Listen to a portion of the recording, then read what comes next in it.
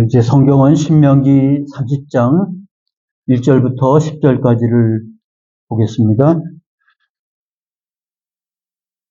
내가 내게 진술한 모든 복과 저주가 내게 임함으로 내가 내 하나님 여호와로부터 쫓겨간 모든 나라 가운데서 이 일이 마음에서 기억이 나거든 너와 내 자손이 내 하나님 여호와께로 돌아와 내가 오늘 내게 명령한 것을 온전히 따라 마음을 다하고 뜻을 다하여 여호와의 말씀을 청종하면 내 하나님 여호와께서 마음을 돌이키시고 너를 긍휼히 여기사 포로에서 돌아오게 하시되 내 하나님 여호와께서 흩으신 그 모든 백성 중에서 너를 모으시리니 내 쫓겨간 자들이 하늘가에 있을지라도 내 하나님 여호와께서 거기서 너를 모으실 것이며 거기서부터 너를 이끄실 것이라. 네 하나님 여호와께서 너를 내 조상들이 차지한 땅으로 돌아오게 하사 내게 다시 그것을 차지하게 하실 것이며 여호와께서 또 내게 선을 행하사 너를 내 조상들보다 더 번성하게 하실 것이며 내 하나님 여호와께서 내 마음과 내 자손의 마음에 할례를 베푸사 너로 마음을 다하며 뜻을 다하여 내 하나님 여호와를 사랑하게 하사 너로 생명을 얻게 하실 것이며 내 하나님 여호와께서 내 적군과 너를 미워하고 핍박하던 자에게 이 모든 저주를 내리게 하시리니 너는 돌아와 다시 여호와의 말씀을 청종하고 내가 오늘 내게 명령하는 그 모든 명령을 행할 것이라. 내가 내 하나님 여호와의 말씀을 청종하여 이 율법책에 기록된 그의 명령과 규례를 지키고 내 마음을 다하며 뜻을 다하여 여호와 내 하나님께 돌아오면 내 하나님 여호와께서 내 손으로 하는 모든 일과 내 몸의 소생과 내 가축의 새끼와 내 토지 소산을 많게 하시고 내게 복을 주시되 곧 여호와께서 내 조상들을 기뻐하신 것과 같이 너를 다시 기뻐하사 내게 복을 주시리라. 아멘. 네, 오늘 신명기 30장 말씀은 29장과 연계되어서 우리가 생각해야 할 본문입니다. 29장이 뭐냐면 29장 1절에 나와 있습니다만 그들과 언약을 세운 것입니다.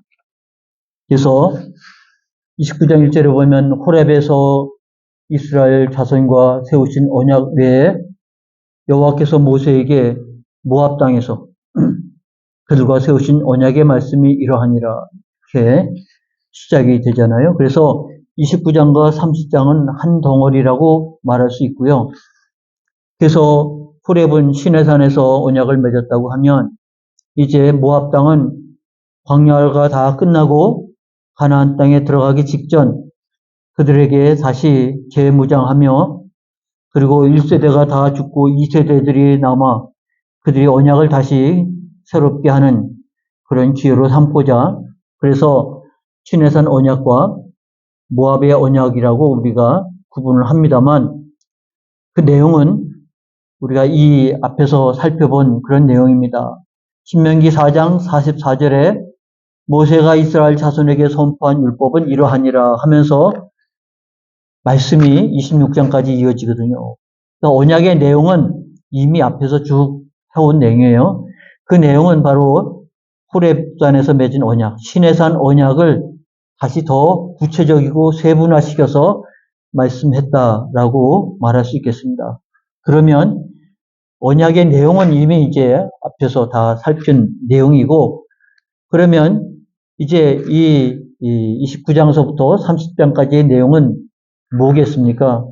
그들이 이 언약대로 가나안 땅에 들어가서 언약대로 살면 그들에게 어떠한 복이 있을 것이나 그들이 언약을 무시하고 파기하고 우상 숭배하고 제멋대로 살면 그 언약이 깨지고 그로 말미암아 하나님의 심판, 징벌을 받게 된다라고 하는 사실을 말해줍니다.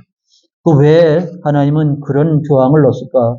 당대 모든 조항은 다 그럽니다. 우리도 계약을 맺을 때 그러잖아요. 계약서를 작성하고 계약금을 걸고 그래서 계약대로 이행해야 모든 것들이 서로 갑이나 을이나 다 계약대로 진행을 해야 됩니다. 그러나 둘 중에 하나가 계약을 깨면 거기에 따른 변상을 해야 되는 거죠. 그거는 어느 계약이든 어느 것든 다 그대로 하면 그런 계약한 대로 다 이루어질 것이지만 계약을 깨면 손해를 감수해야 된다 라는 사실을 말해주지 않습니까? 요새는 예약을 많이 합니다만 예약대로 안 하면 그 예약금 걸어놓은 게 손실될 수가 있어요. 그것은 언약대로 안 하는 자에게 주어지는 벌칙이죠. 그러니까 당연히 하나님의 말씀도 그럴 수 있습니다. 그래서 너희가 이 말씀대로 산 때 너에게 이런 복이 있을 것이라고 명확하게 말할 것뿐만 아니라 그러나 그렇게 하지 않으면 어떠한 벌이 오는지를 구체적으로 명확하게 말씀을 해주고 있다고 하는 사실을 알게 됩니다. 그래서 이것은 지금 모압 평지에서 맺은 언약은 너희에게만 세우는 것이 아니고 대상은 그 후에 오는 모든 사람들에게도 함께 영향을 미친 거죠. 오늘 우리 하나님 여호와 앞에서 우리와 함께 여기 서 있는 자와 오늘 우리와 함께 여기 있지 아니한 자에게까지도 언약이 영향을 미치게 된다고 하는 말씀입니다. 그러면 우리가 믿음으로 이 말씀을 받을 때 우리도 이 모압 언약에 참여하게 된 것이죠. 그래서 그 언약에 따라서 결과를 우리도 같이 공유하게 되는 겁니다. 그래서 이스라엘의 역사 의식은 단지 옛날에 있었던 사실, 사건이 아니라 그것이 오늘 나에게도 영향을 미치고 있기 때문에 나도 거기에 참여한 거죠. 예수님과 함께 십자가에 죽었고 예수님과 함께 나도 십자가에서 죽은 내가 예수님과 함께 부활했고 이게 우리의 역사의식입니다. 그곳에 우리가 함께 있어서 함께 죽고 함께 사는 연합이라고 하는 이 신앙으로 우리가 역사를 이해하고 인식을 하게 되는 것입니다. 그리고 먼 미래에 너희가 언약을 어기면 이런 일들이 벌어지게 될 것이다. 이런 일이 바로 오늘 읽은 본문입니다. 그래서 그때 사람들이 대답하기를 그 무리가 자기 조상의 하나님 여호와께서 그들의 조상을 애굽에서 인도하여 내실 때 더불어 세우신 언약을 버림으로 말미암아 이런 일이 벌어지는데 오늘 본문의 말씀이 그들이 모든 복과 저주가 그들에게 임하는 거죠. 말씀대로 함으로 복이 있고 말씀대로 거역함으로 저주가 오는데 그 저주의 끝판왕이 뭐냐면 포로가 되는 겁니다. 그게 훗날 바벨론 포로가 된다고 하는 사실은 우리가 역사적으로 알고 있기 때문에 그러면 하나님이 이런 것까지 그러면 이 사람들의 신앙생활이 언약에 실패하고 그리고 언약이 깨지고 하나님 앞에 버림받고 그러면 끝 아닙니까?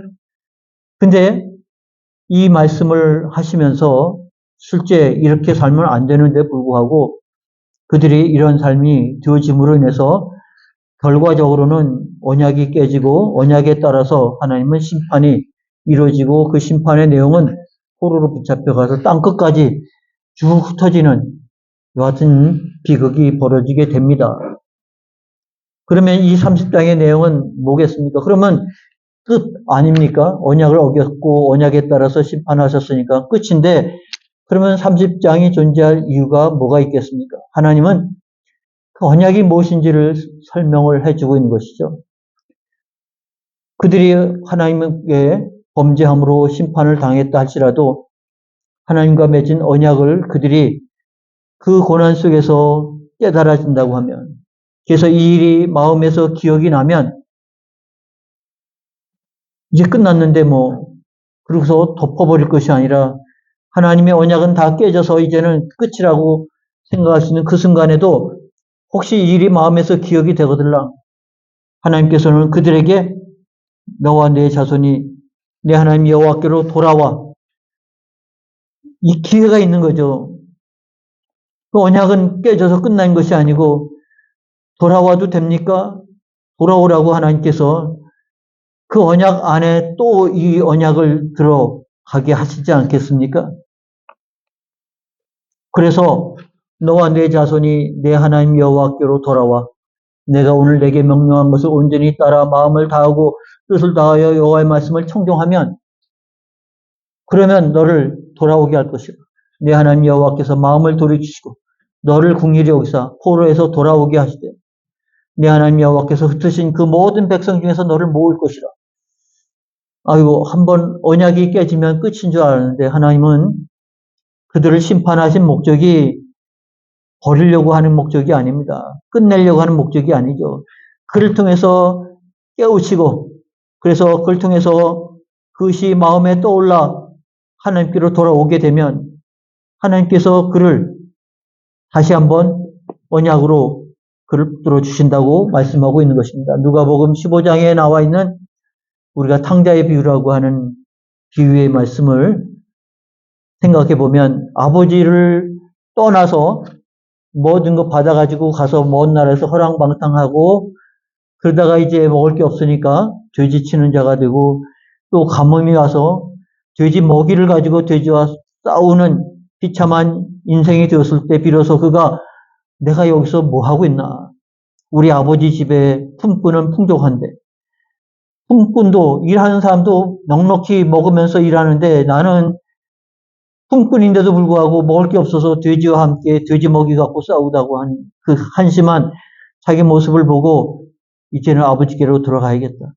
아들이라고 하기에는 자격이 없으니까 나를 품꾼으로 일꾼으로 삼아 달라고 일꾼으로 고용해 달라고 찾아가는 바로 그 아들이 그게 뭡니까? 마음에 이 일이 마음에서 기억나거든. 돌이키는 거죠. 하나님은 그 길을 우리에게 주신 거죠. 그러지 않으면 우리가 어떻게 하나님 옆에 설 수 있겠습니까? 하나님께서는 깨닫고 돌아오기를 사실은 말씀하고 있기 때문에 이 언약 속에서 하나님의 진심을 보게 되는 겁니다. 언약에 신실하실 뿐만 아니라 그 언약을 통해서 하나님의 뜻하신 것은 그 백성, 내 백성들을 하나님께서 더불어 함께 살아가기를 원하는데 그들이 스스로 아버지를 떠나 멀리 가서 그게 인생인 줄 알고 그게 행복인 줄 알고 그러고 살다가 다 잃어버리고 나서 염치 없지만 나를 일꾼으로 삼아달라고 찾아온 그 아들,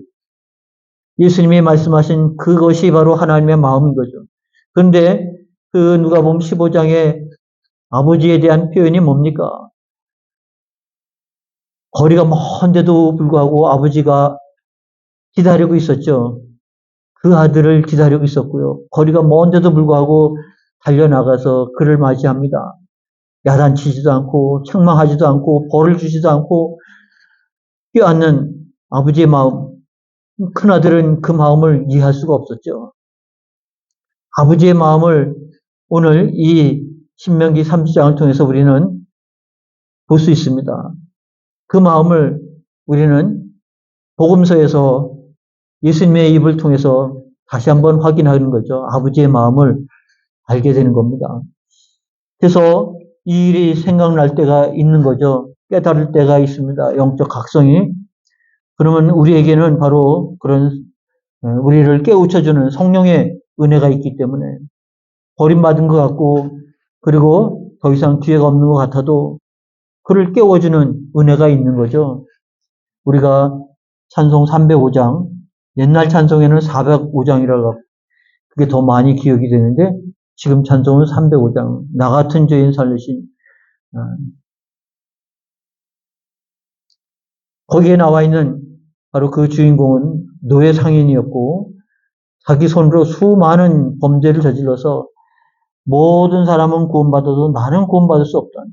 자기 스스로 자기를 나는 구원받을 수 없는 자라고 내가 구원받으면 안 된다고 스스로 생각할 만큼 그가 한 범죄는 이루 말할 수 없었습니다. 그런데도 그에게 하나님께서 부르시고 은혜를 베풀어 주시는 구원의 역사가 그에게 있지 않습니까?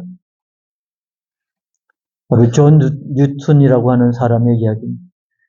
그러니까 이 본문 속에서 우리는 이 신명기 3장 속에서 우리는 하나님이 그 마음을 아신 돌아오라고 우리를 부르시는 하나님의 마음을 우리가 헤아려 볼 수 있게 되는 것입니다.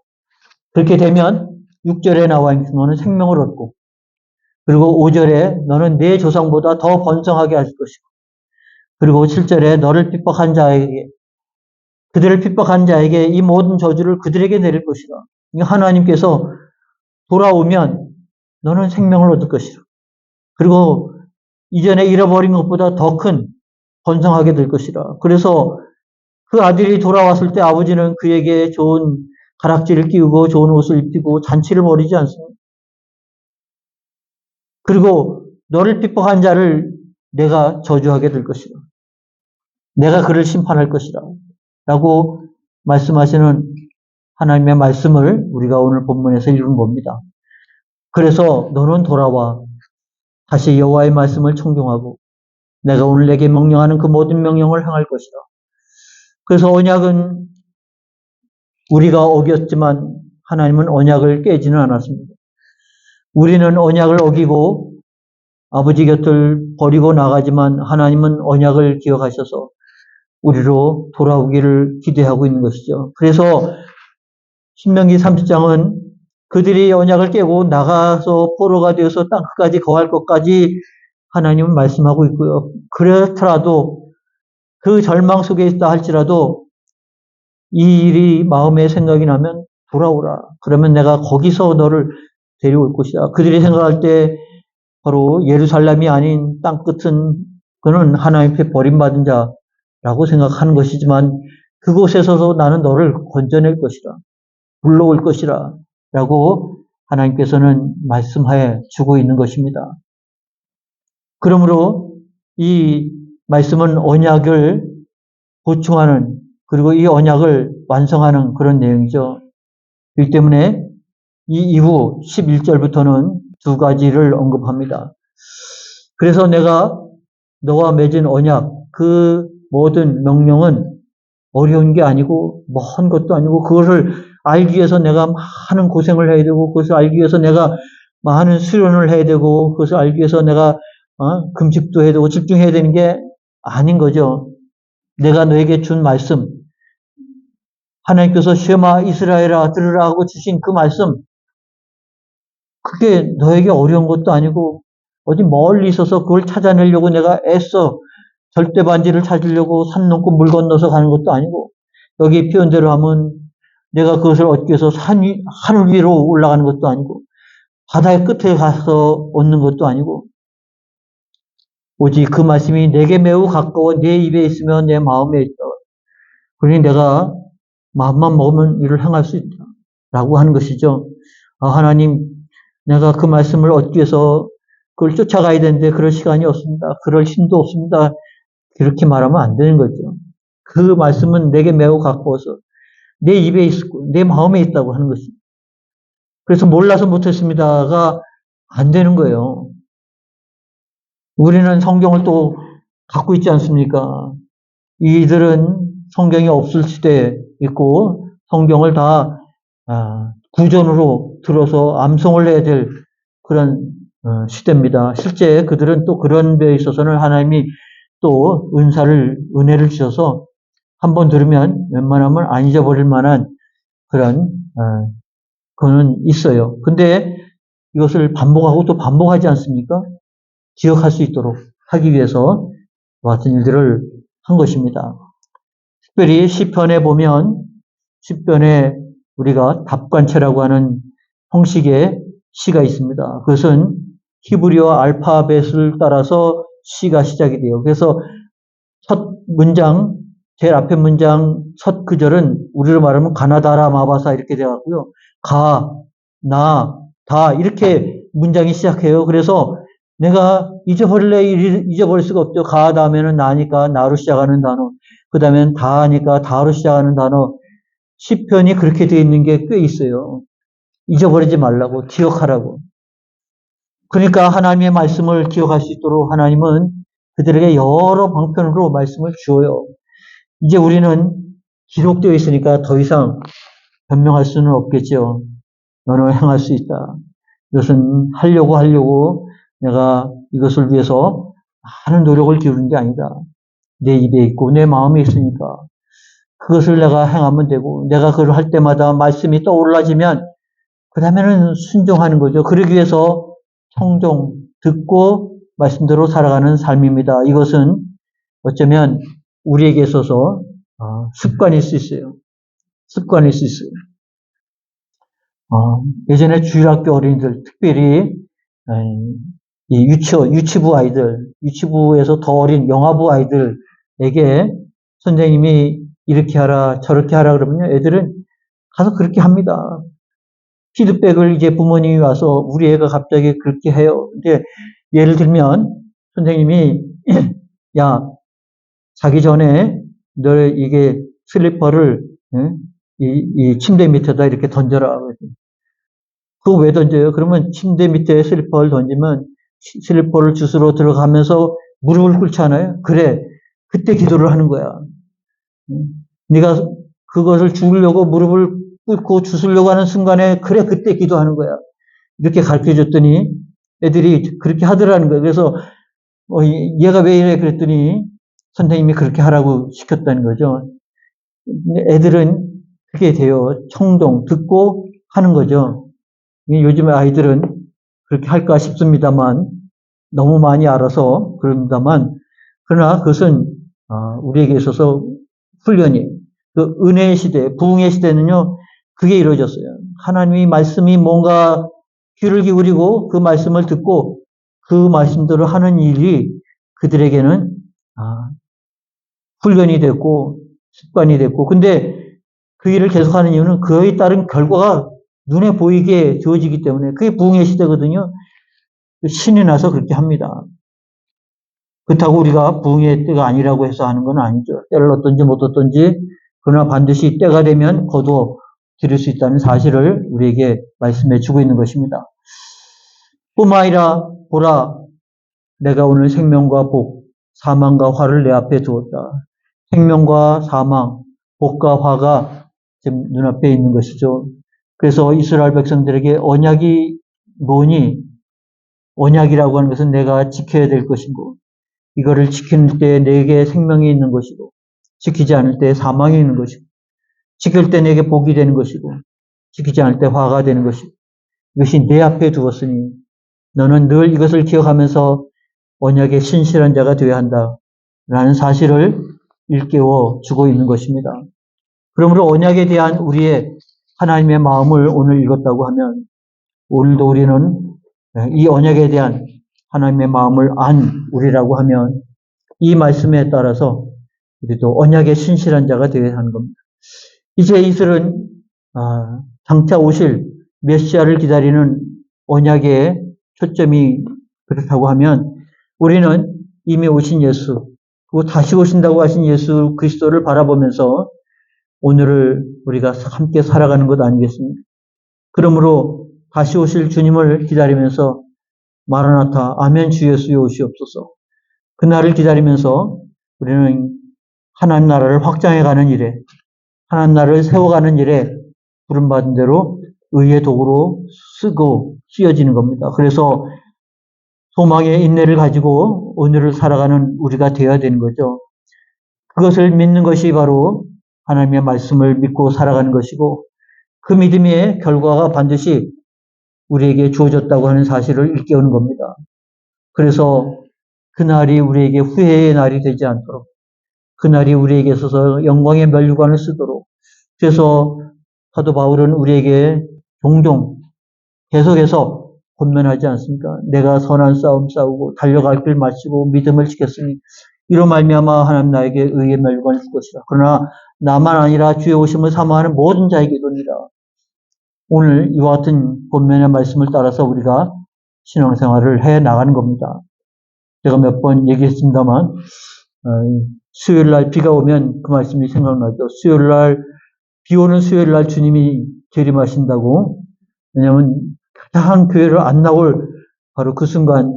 그러니까 우리는 그런 것 저런 것 따져서 신앙생활하면 안 되는 거죠. 변함없이 항상 오늘 그런 믿음을 가지고 나간 것이 소망의 인내인 것입니다. 그러므로 우리는 언약을 맺은 언약의 백성이에요. 우리는 이 시내산 언약에 거기 참여하지도 않았고 여기 모압에서 맺은 언약에 참여하지도 않았고 십자가에 있는 그 예수님 언약에 참여하지도 않았지만 예수를 나의 구주로 영접하는 순간 이 모든 언약은 내 안에 들어오는 것이죠. 그리고 나는 언약의 백성이 되는 겁니다. 그래서 하나님은 우리에게 언약에 따라서 신실하신 하나님이신 거죠. 우리가 언약을 어겼어도 파기하지 아니하시고 기다리시는 하나님이시고 우리를 언제나 돌아오도록 그리고 돌아와서는 너는 한번 범죄했으니까 페널티가 있어서 50%, 30%의 복을 주는 게 아니라 오히려 더 주시는 그런 하나님의 은혜를 우리가 경험하는 신앙이 되어진다고 하는 것을 알아야 되는 것이죠.